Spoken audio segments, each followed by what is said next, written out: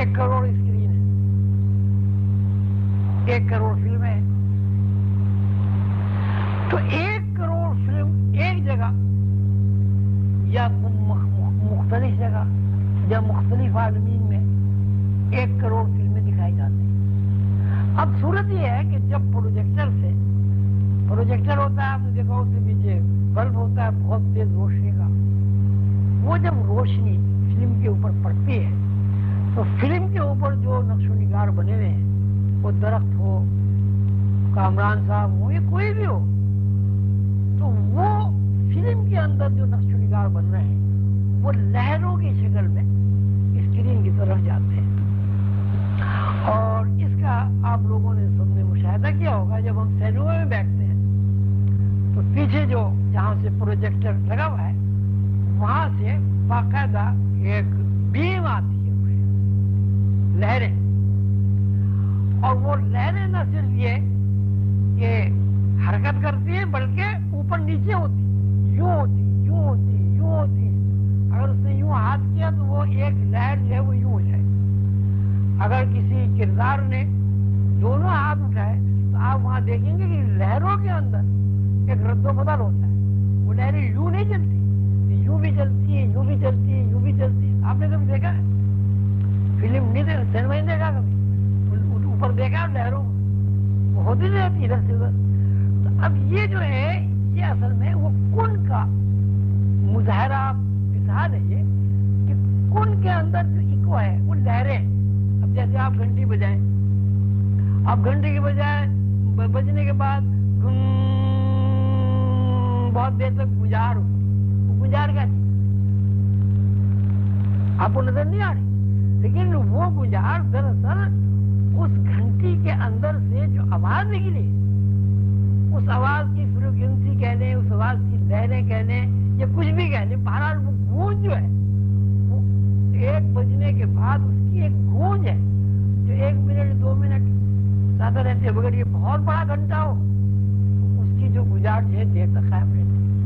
तो अल्लाह ताला ने जब कुन कहा तो ये इको होने का मुराद ये है कि वो गुजार है, एक गूंज है पूरे खला।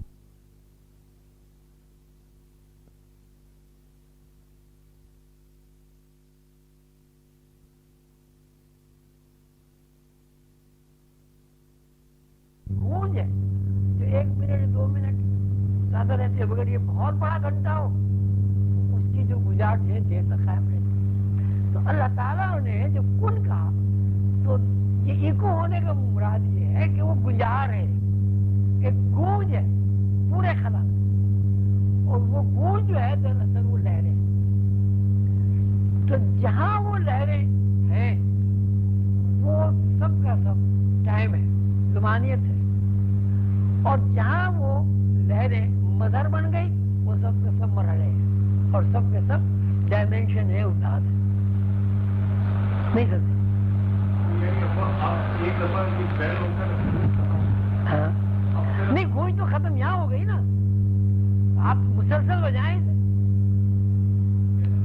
भाई मकसद ये है कि इसको आप 1 सेकंड के लिए ना छोड़ें, मुसलसल बजाएं, फिर गुजार कैसे खत्म होगी? तो ये मुसलसल कुन जो है वो मुसलसल ही को हो रहा है, उसमें कोई वक्फा नहीं है। और वही ज़माने और वही अल्लाह है। किसी को हुज़ूर ने फरमाया ला तसब्बु दहरा इन्ना दहरा हुवा, कि ज़मानियत को, गुजार को, कुन को, इको होने को बुरा ना कहो, वो अल्लाह है।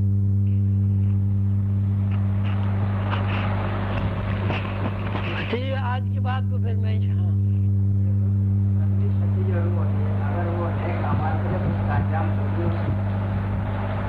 नहीं, वो तो अल्लाह ताला के मामलात है। अल्लाह ताला ने सईद और शकी दोनों रूहें तख्लीक की है, तो उसमें एक तो ये देखिए हुज़ूर सलाम के ज़माने में हुज़ूर के चचा से अबू लहब कितना कुछ कोशिश हुई, कितना हुज़ूर ने चाहा, सब कुछ हुआ, फिर वो ईमान नहीं लाए। अबू जहल के बारे में भी यही है। अबू जहल अबू लहब एक ही बात है, अलग अलग है। अबू जहल का भी यही है। کہ جب انہیں 2 بچوں نے قتل کیا تو اس میں یہ کہا ان بچوں سے کہ ذرا گردن نیچے سے کاٹنا تاکہ قریش مکہ کو یہ پتہ چلے کہ بہت بڑی گردن والا آدمی تھا، کہ گردن وہ کسی کے سامنے نہیں جھکی. اب یہ شقاوت نہیں تو کیا ہے؟ اب اللہ تعالیٰ نے جس کو شقی قرار دے دیا وہ کیسے شہید ہو سکتا، اور جس کو اللہ نے شہید قرار دے دیا وہ شقی کیسے ہو سکتا؟ اب شیطان ہے، اب شیطان کچھ بھی کر لے. وہ حضور قدر بابا نے قصہ مجھے سنایا کہ شیطان بہت عالم فاضل آدمی، بڑی یعنی اتنا فاضل ہے کہ فرشتوں کا استاد بن گیا تھا. تو حضور صلی اللہ علیہ وسلم کی خدمت میں حاضر ہوا، سلام کر کے بیٹھ گیا اور یہ کہا کہ دیکھیے جی آپ کے اوپر میرا ایک حق ہے وہ میں لینے آیا ہوں. تو حضور نے فرمایا بھائی تیرا کیا حق میرے اوپر ہے، کیا تو لینے آیا ہے؟ تو شیطان نے کہا کہ دیکھیے آپ کو اللہ تعالیٰ نے رحمت للعالمین بنا کر بھیجا ہے،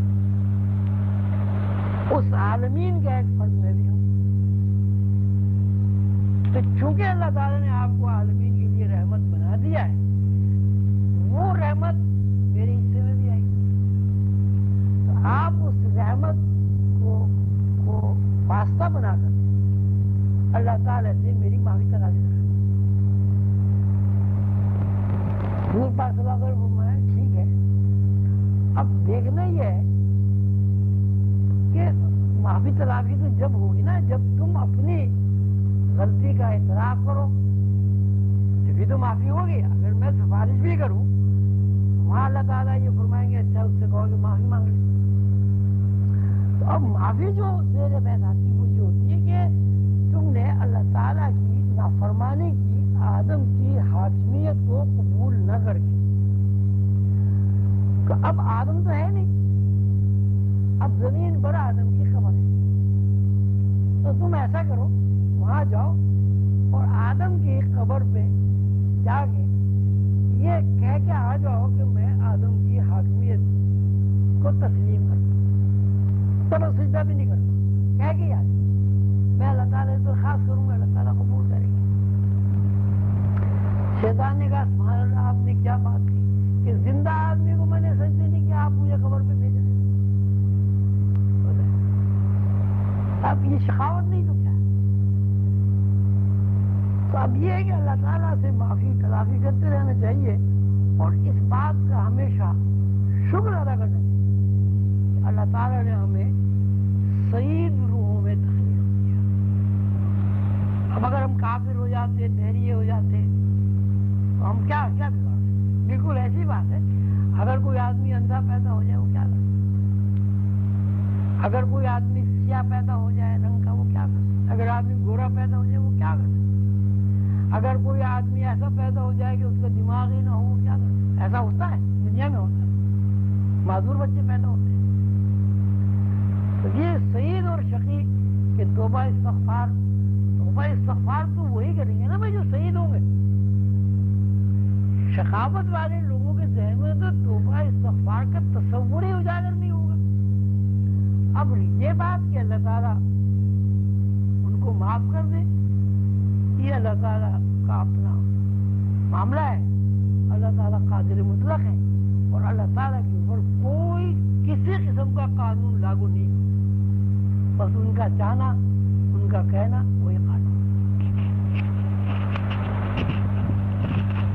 جب تو انشاءاللہ اب تو ہفتہ آئے گا نہیں، انشاءاللہ میں اللہ نے چاہا تو پھر زندہ سلامت رہے تو ملاقات ہوگی. اور میرے بعد آپ لوگ ایسا کریں آپس میں سب لوگ کلاسوں میں ضرور آئیں، ناغہ نہ کریں. آج تو بہت ناغہ ہے، ابھی تو میں گیا بھی نہیں، ناغہ شروع ہو گئی. اس میں یہ ہے کہ اپنا ایک ایک آدمی سب ڈیوٹیاں لگائیں آپس میں ایک آدمی تقریر کرے، سمجھائے ایک دوسرے پہ. اب تک جو پڑھ چکے ہیں اسے آپ کریں، آئندہ اس کتاب کو دیکھیں تاکہ یہ مقرر کریں. نہیں آپ دیکھیں جس میں صلاحیت ہو. ابھی तो भी किसी को मैंने तो अभी इम्तहान तो लिया नहीं, मेरे इम्तहान हो तो मुझे पता था फला आदमी फला जो भी है सबको आप खड़ा करें, जो भी है सारे क्लास के लोग हैं कुछ तो बोलेंगे ना, कोई आदमी ना बोल सके उसको 5 मिनट के बाद दूसरा कोई आदमी खड़ा हो जाए, मौका सबको दे। तो अच्छा है ना कि जितने लोग उनके अंदर कुछ नहीं कॉन्फिडेंस पैदा हो